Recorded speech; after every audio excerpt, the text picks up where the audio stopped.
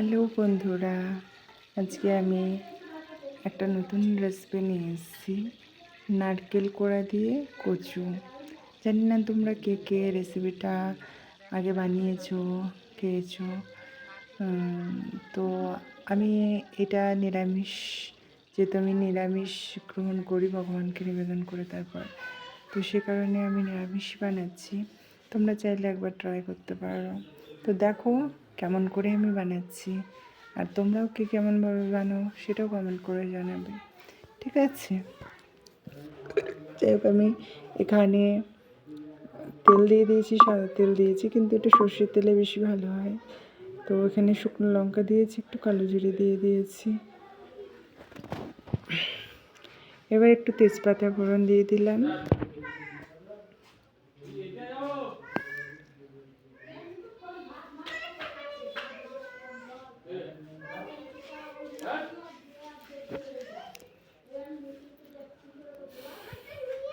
একটু গোটা গরম মশলা দিয়ে দিলাম।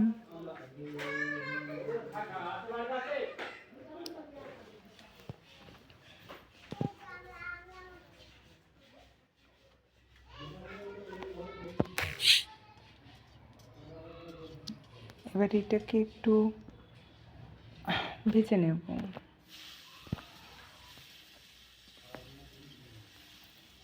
এরপর আমরা টমেটো কুচি করা দিয়ে দিলাম। টমেটোগুলো একটু ভেজে নেব, যতক্ষণ না একটু গলে যাচ্ছে ততক্ষণ পর্যন্ত।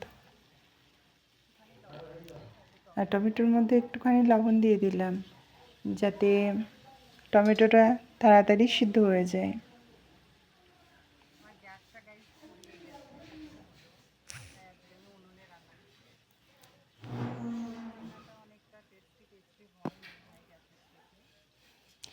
এই আমার হচ্ছে কয়েকদিন গ্যাস সিলিন্ডারের গ্যাসটা পুড়ে গেছে, তো সে কারণে উনুনে রান্না করছি আমি। উনুনে রান্না করতে আমার একটু কষ্ট হয়, কিন্তু কিন্তু যাই বলো, উনুনে রান্নার একটু টেস্টটা অন্যই হয়, ভালো লাগে খেতে, কষ্ট হলেও। বলে কথায় আছে না যে কষ্ট করলে কেষ্ট মেলে, ঠিক তেমনই। তো আমি আবার আরেকটু তেল দিয়ে দিলাম। যারা তেল কম পছন্দ করো তারা একটু কম তেলে রান্না করবে, কিন্তু আমার একটু তেল তেলই বেশি ভালো লাগে।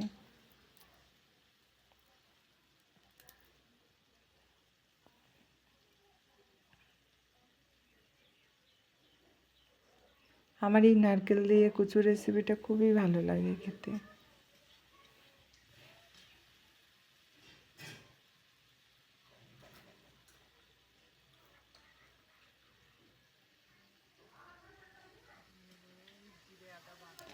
এবার এখানে আমি একটুখানি জিরে, আদা, যেটা আমি শিলনোড়ায় পেস্ট করে রেখেছিলাম, সেটা দিয়ে দিলাম। আর এই যে মশলা বাটা, এখন মিক্সচার হয়েছে, কিন্তু মিক্সচারের মশলার থেকে শিলনোড়ায় বেটে যদি আমরা রান্না করি, সেটা আমার মনে হয় অনেকটা বেশি ভালো লাগে। জানি না আপনাদের কি মত।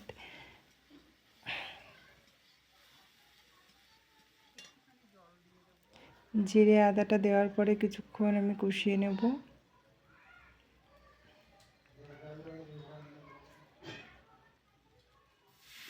এবার সামান্য একটু জল দিয়ে দিয়েছি মশলাটা কষানোর জন্য।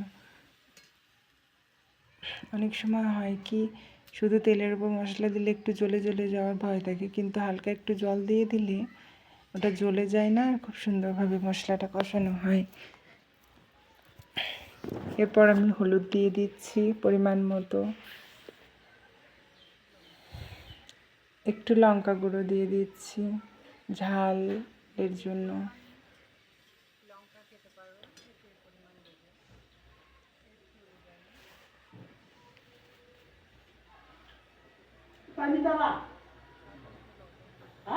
এবার একটু স্বাদ মতো লবণ দিয়ে দিচ্ছি।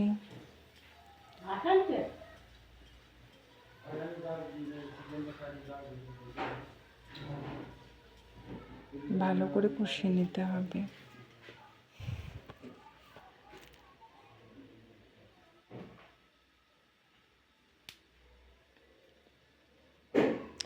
কি জানেন তো, আমার এটাই মনে হয় যে রান্নার সবথেকে মেন জায়গা হলো এই যে কষানোর ব্যাপারটা, মশলাটা। একটু ধনে গুঁড়ো দিয়ে দিলাম,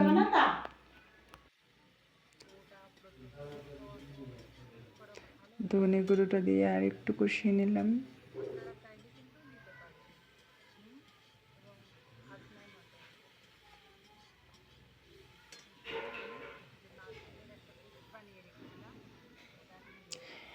এটা এটা হচ্ছে নারকেল বাটা, হ্যাঁ, মানে পেস্ট করা। সে নারকেলটা দিয়ে দিলাম আমি।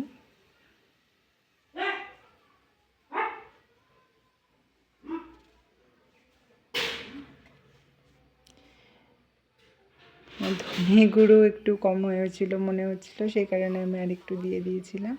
এবার আবারও কিছুটা জল দিয়ে আমি আবারও কষিয়ে নেব এটাকে। আমি কোথায় শুনেছিলাম যে নারকেল পোড়া খেতে খুব ভালো লাগে, তাই আমি একটা নারকেল বাজার থেকে নিয়ে এসেছিলাম, সেটাকে কিছুটা পুড়িয়ে নিয়েছিলাম। পুড়িয়ে আমি খেয়েছিলাম, সত্যিই অনেক সুন্দর লাগে নারকেল পোড়া খেতে। আপনারা কখনো খেয়েছেন? একবার খেয়ে দেখবেন নারকেল পোড়া। একটা গোটা নারকেল নিয়ে এসে আগুনের আঁচের মধ্যে ফেলে দেবেন, দেখবেন আস্তে আস্তে ওই খোলাটা এমনিতেই ঠোকা মারলে ওটা উঠে চলে যাবে আর ভিতরে শ্বাসটা থেকে যাবে। তারপর ওই শ্বাসের উপরের অংশটা ছুলে ফেলে দিয়ে তারপরে সাদা অংশটা খাবেন।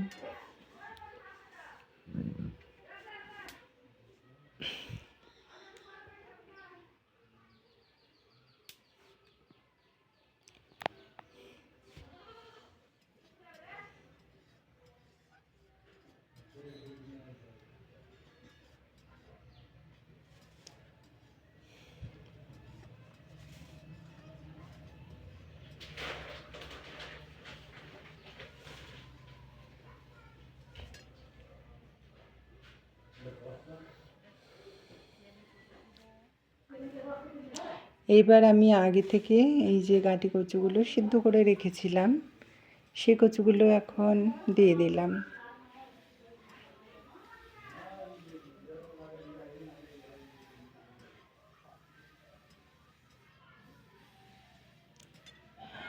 এটার মধ্যে আমি টক দই অ্যাপ্লাই করিনি, কিন্তু আপনারা চাইলে টক দই ইউজ করতে পারেন।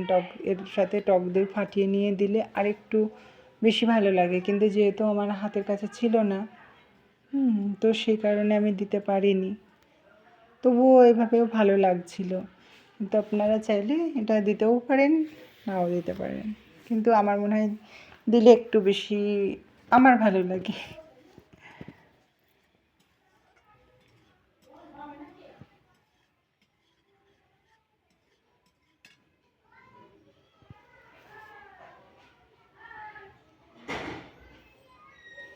একটু স্বাদ মতো আর একটু লবণ দিয়ে দিলাম। হ্যাঁ গাইস, ফোড়নের টাইমে আপনারা একটু আজিনামাটন এবং হিং দিতে পারেন, তাতে রান্নার স্বাদটা নিরামিষ রান্নার স্বাদটা আরও বেড়ে যায়। হ্যাঁ, কিন্তু যেহেতু আমার প্রতিদিনের রান্না এটা, তো সেই কারণে আমি এখানে ইউজ করিনি।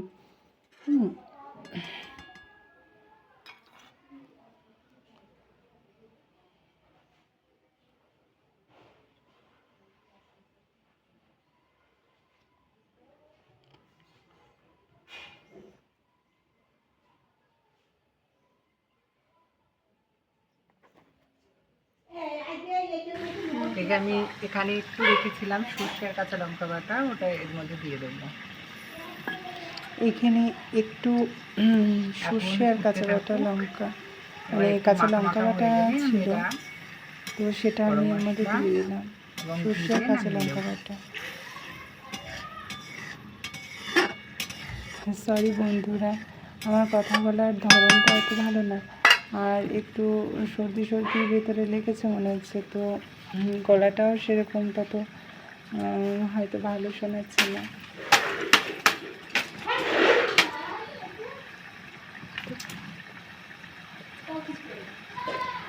এবার এটা কিছুক্ষণ ফুটিয়ে নেব।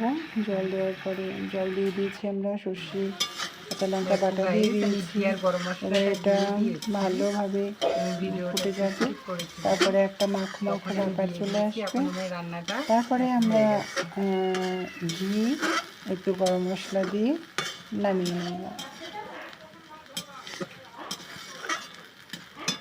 এখন এটা নামিয়ে দেবো। আমি অলরেডি দিয়ে দিয়েছিলাম কি গরম মশলা, তো আমি তখন ভিডিওটা একটু স্কিপ করেছিলাম, বন্ধ করেছিলাম। তখন আমি কি গরম মশলা দিয়ে দিয়েছিলাম। দেখো কত সুন্দর একটা মাখো মাখো ভাব হয়েছে। তো ঠিক আছে, পরে আমরা পরিবেশন করব। আপনারা অবশ্যই একবার ট্রাই করে দেখবেন এবং কেমন লাগে